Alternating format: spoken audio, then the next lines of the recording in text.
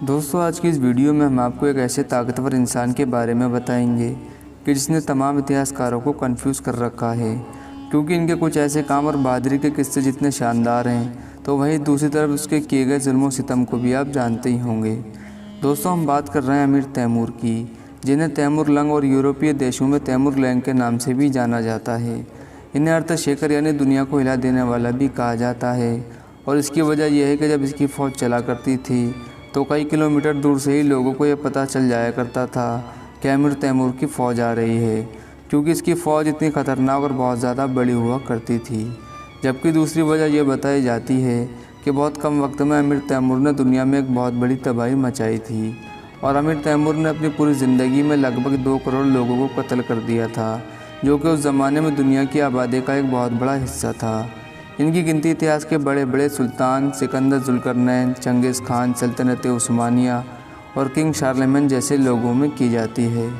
तो दोस्तों, आज की इस वीडियो में हम आपको अमीर तैमूर के इतिहास के बारे में बताएंगे। उससे पहले आपसे गुजारिश है, चैनल को सब्सक्राइब करें और साथ ही बेल आइकन को भी प्रेस करें, जिससे हमारी नई आने वाली हिस्टोरिकल वीडियो की नोटिफिकेशन आप तक सबसे पहले पहुँच सके। और दोस्तों, वीडियो को लाइक करें।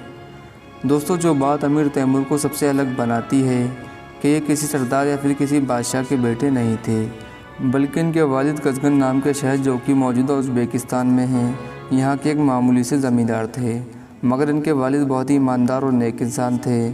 अमीर तैमूर की पैदाइश सन 1336 ईस्वी में हुई थी।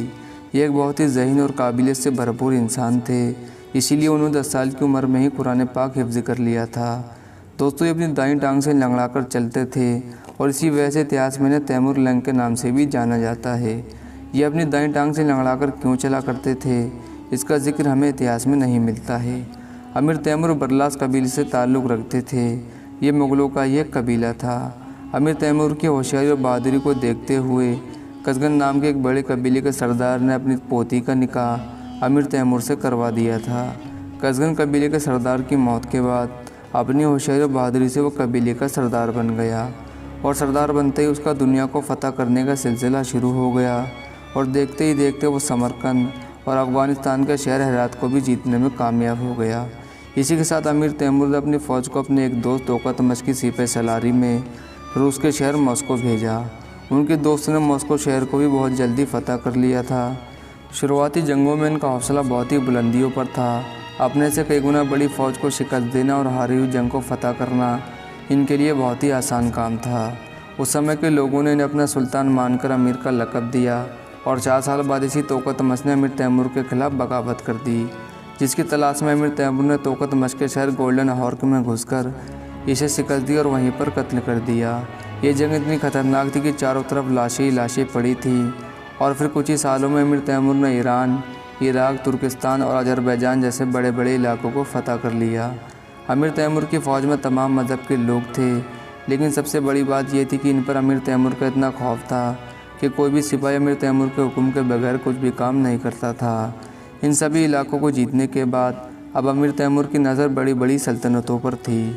इसीलिए अब अमीर तैमूर ने 1398 ईस्वी में हिंदुस्तान के सबसे अमीर और सबसे मशहूर शहर दिल्ली में दाखिल हुए, और दिल्ली के सुल्तान नासिरुद्दीन तुगलक को शिकस्त दी, और पूरी दिल्ली में खून की नदियाँ बहा दी, और लाखों लोगों को कत्ल किया, बल्कि साथ ही साथ लोगों को कैदी भी बना दिया।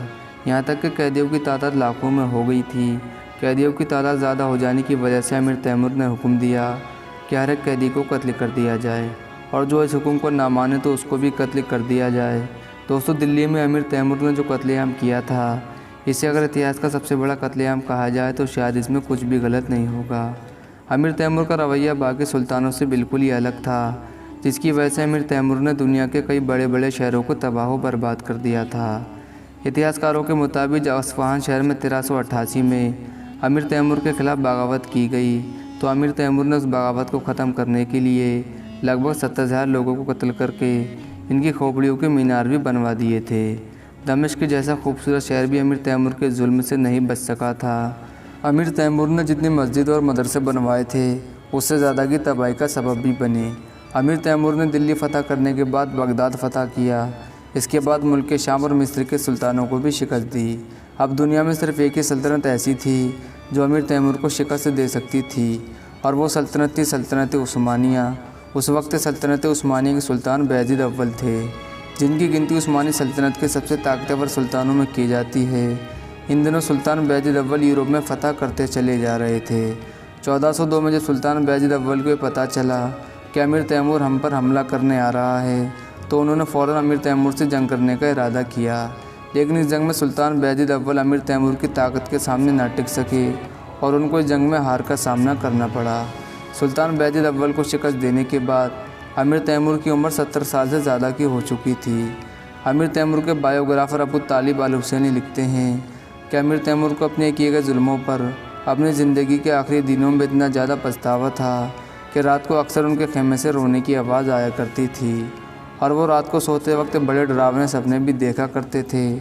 और फिर इसी हाल में ही अमीर तैमूर की आखिरकार 1405 में यानी लगभग 70 साल की उम्र में अमीर तैमूर का इंतकाल हो गया था।